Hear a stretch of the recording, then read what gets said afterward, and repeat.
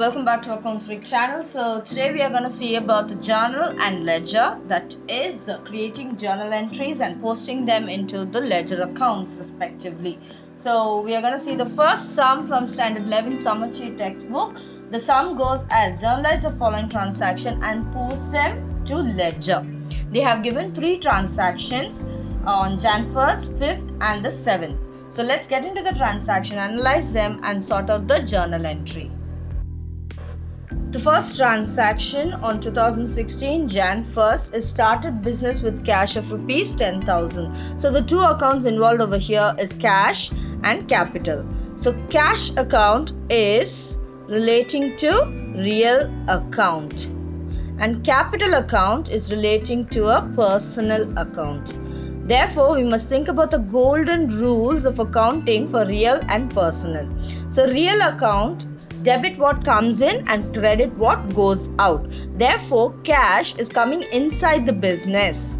It is being started with cash. So cash is coming inside the business. Therefore, you're going to debit real account.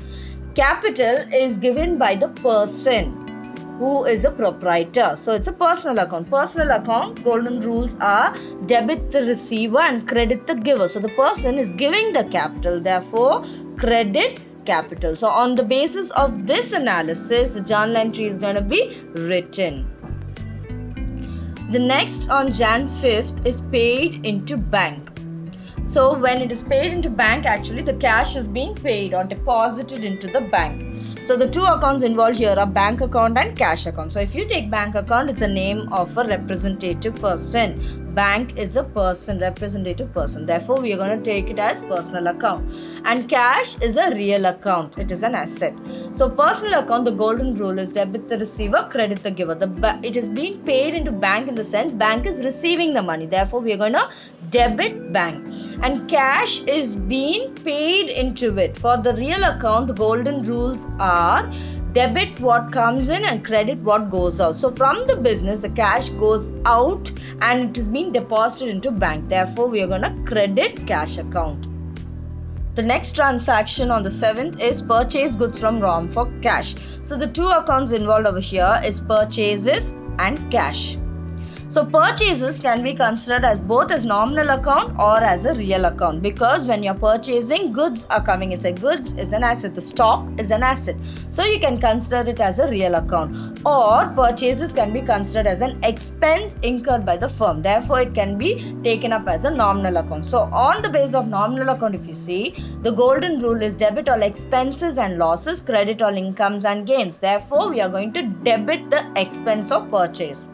If you take on the basis of real account, debit what comes in, credit what goes out. When you're purchasing, the stock or the goods is coming in. Therefore, purchase account is going to be debited.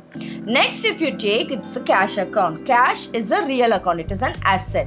Therefore, debit all what comes in and credit all what goes out.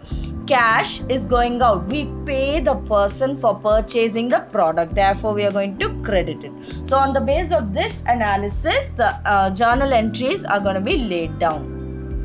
The first journal entry is on 2016 Jan 1st, started business with cash of 10,000. So as we already discussed, cash is being debited and capital is being credited. So the journal entry is cash account debtor to capital account, 10,000 on the debit and 10,000 on the credit according to the same line. And the narration being started business with cash. The next transaction on Jan 5th, paid into bank 5,000. So according to the analysis, bank was debited and cash is being credited. Therefore, the journal entry is bank account debtor 5,000 to cash account 5,000. The narration being paid into bank. The last transaction on Jan 7th is purchase goods from RAM for cash. So purchases account is being debited and cash account is being credited for 1,000 rupees. So the journal entry is purchases account debtor to cash account being cash purchases made. So these are the journal entries for the first sum, the 3 journal entries, and from this journal entry we are going to record it into the ledger. So before starting the ledger, I'm going to list out the number of accounts in the. So if you have a pencil, please take out your pencil and you can start numbering them in the journal entries itself. So cash account is first, capital account is second, bank account is third. There is not going to be any repetition. So cash account is already been counted for, so don't take cash account. Purchases account is the fourth one. So totally we are going to open 4 ledger accounts in the respective names of those accounts. Next, let's start with the ledger account. So when you're starting with the ledger account, always see that you take a double page. So the left hand side of your page is going to be your debit side and the right hand side of your page is going to be your credit side. So you can indicate that by writing DR and CR on either side of the page. So first, according to this sum, we are going to start the cash account. So when you're doing your ledger accounts, you must be clear enough to turn back to your journal entries and see where the cash account is and to recognize the transaction and then do the ledger accounts, right? So first, we are going to turn back to a journal entry and see where the cash account is. So according to our journal entry, our cash account on 2016 Jan 1st is on the debit, cash account debtor. So first step, see where the account is. So if you are preparing a cash account, see where the cash account is. It's on the debit.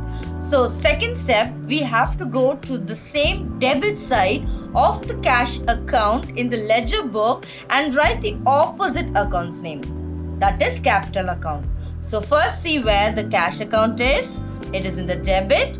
Go to the debit side of your ledger book and write the opposite account's name, that is to capital account.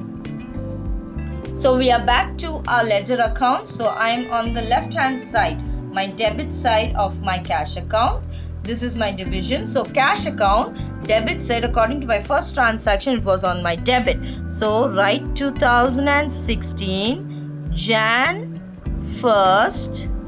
I've come to the debit side of the cash account. Write the opposite account's name, that is to capital account. Amount rupees 10,000 in the outer column. As the first transaction is over, now go and check out for the second transaction and see whether the cash is being repeated. So here on Jan 5th, bank account debtor to cash account. So we are doing the ledger account of cash. So see where the cash account is. It is in the credit now. So therefore, go to the credit side of the cash account in the ledger book and write the opposite account's name, that is bank account. So I've come to the credit side of my cash account in the ledger accounts and this transaction has happened on the 5th. Therefore 2016 Jan 5th. By. Always remember the credit side is denoted by by and the debit side is denoted by to.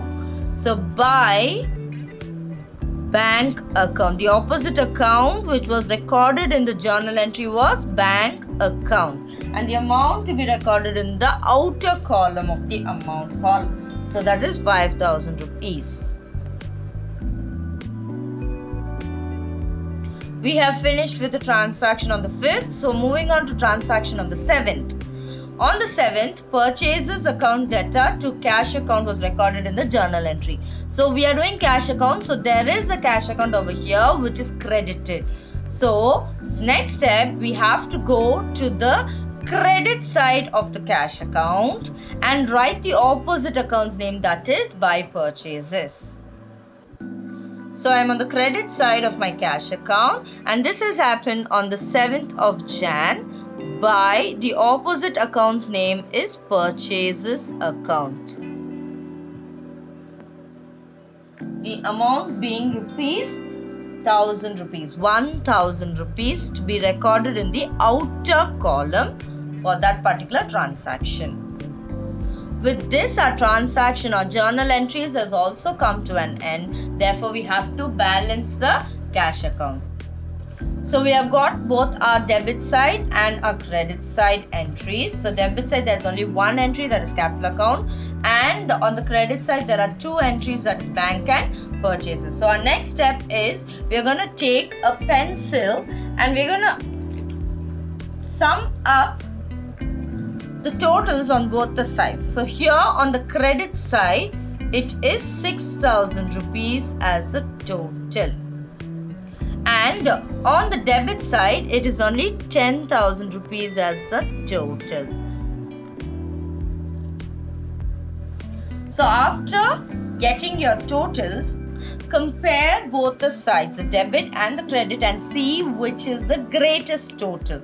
So if I see the greatest total is 10,000 here, because my credit side is only 6,000 rupees. Therefore, this 10,000 is going to be my grand total.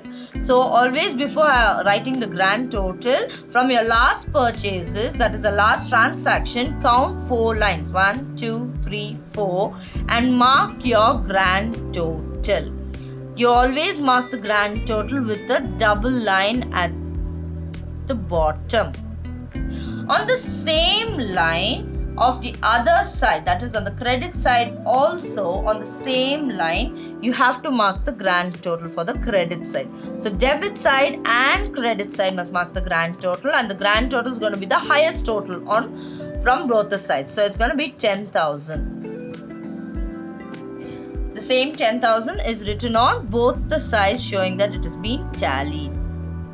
Our next step, we have to get the balance, because one of the side is deficit or less, because it has only 6,000 rupees. So we are going to denote this as balance which falls on the last date of the month, that is on the 31st.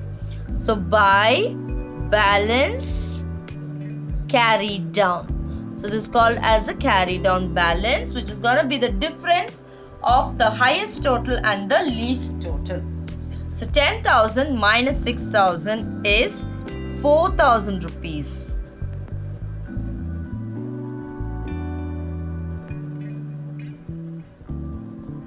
So the difference between 10,000 and 6,000 is 4,000 rupees. So this is the balance of our cash account. So this balance which is carried down has to be brought down to the next month. So how it is going to be brought down is from the credit side, that is from where the balance we have got, we are going to take it to the other side of the cash account itself. So the other side is going to be the debit side. So go to the debit side, and in the date column you're going to write February, that is the next month's starting date, February 1st, to balance brought down. So this is the balance which has been brought down for the next month, 4,000 rupees. So your cash account has come to an end. Let's start with the next account, that is going to be a capital account in the next after cash account. So after cash account, I have written down the capital account. The format of the ledger account I have written down, that is starting from the left hand side with the date, particulars, journal, folio, amount and amount. On the right hand side, that is the credit side, date, particulars, journal, folio, amount and amount. So let's start with the capital account. So we have to move back to the journal entry and see where the capital account comes.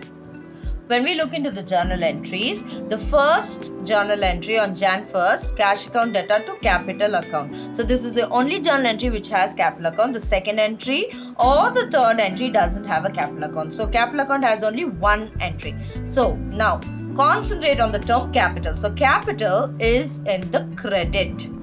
Therefore, you will go to the credit side of the capital ledger account and write the opposite account's name, that is cash account. So in the capital account, we are going to go to the credit side of the capital account, that is the right hand side, and write the date, that is the first transaction which we saw. So 2016 Jan 1st, and write the opposite account's name, that is by cash account. The amount is 10,000 rupees to be recorded on the outer column of the capital account. So other than this, we do not have any other entry. So the next step, what you're going to do is take a pencil and total both the sides. So we clearly know that the right hand side or the credit side has only 10,000 as a balance, and the left hand side, that is the debit side, is empty. That means it's a big zero. Therefore, our largest side or the highest total is on the credit side. So after this, that is after the last transaction, leave 3 lines, and on the 4th line write the grand total. So on the 4th line, I'm going to write the grand total as 10,000 because that is the highest total, and see that it has been underlined twice in the bottom. So on the same line corresponding, go to the debit side and write our total as 10,000 also. Now come to the side which has the least amount, that is this side, it is the highest, and the debit side is going to be the least. So come to the least side, which is this side. The balance is 0. So 10,000 minus 0. So that balance is going to be transferred to Jan 31st. On Jan 31st as 2 balance carried down. So 10,000 minus 0, nothing, is the same 10,000. So this shows that both the sides we have 10,000 on the debit and 10,000 on the credit. So our next step is this balance carried down has to be brought forward to the next month. Therefore, if this is on the debit side, take it to the credit side of the capital account. So credit side, I'm going to write the next month's first date. So February 1st by balance brought down. That is 10,000.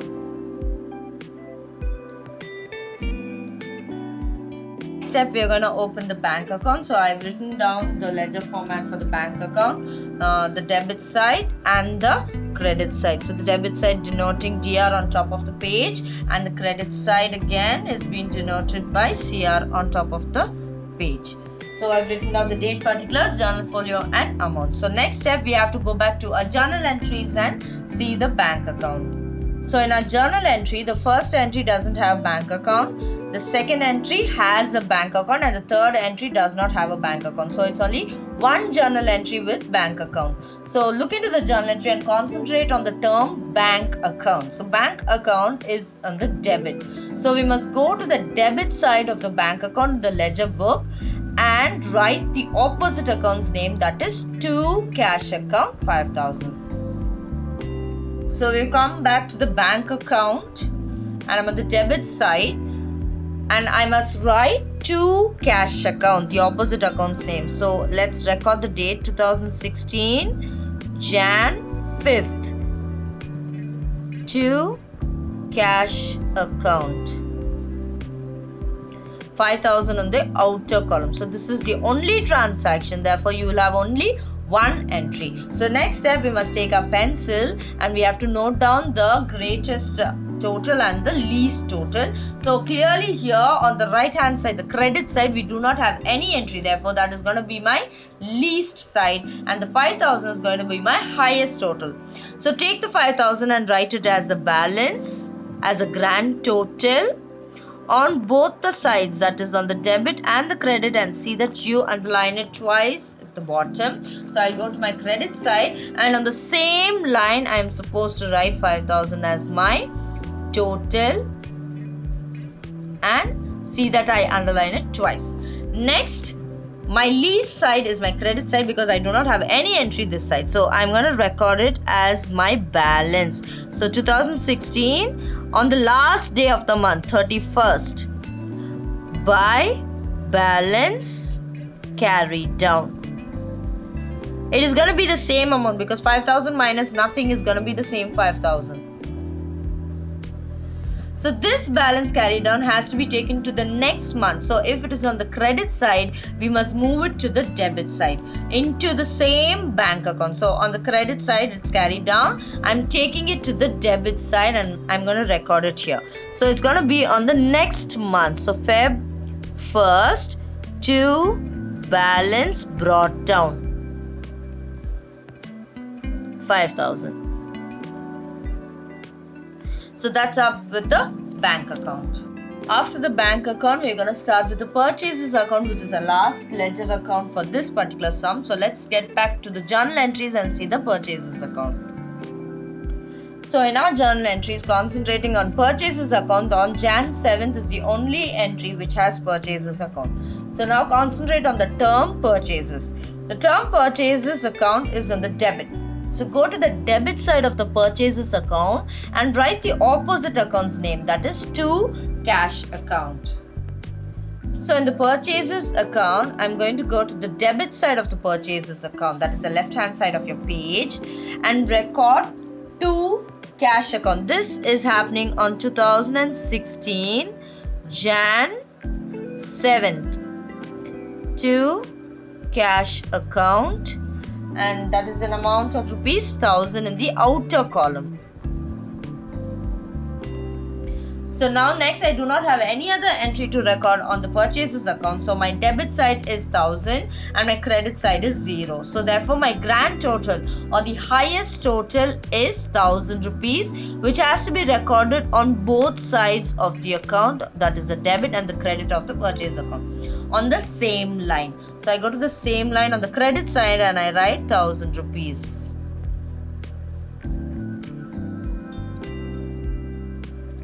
After this, my credit side doesn't have any other entry. Therefore, this side is the least side where the balance is going to appear. So this is 2016, the last day of the month, 31st. By balance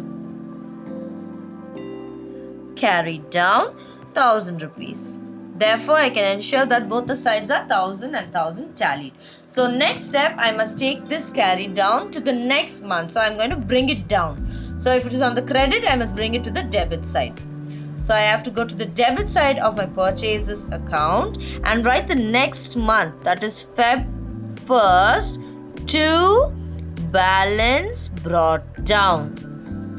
The same amount which was carried down, that is ₹1000.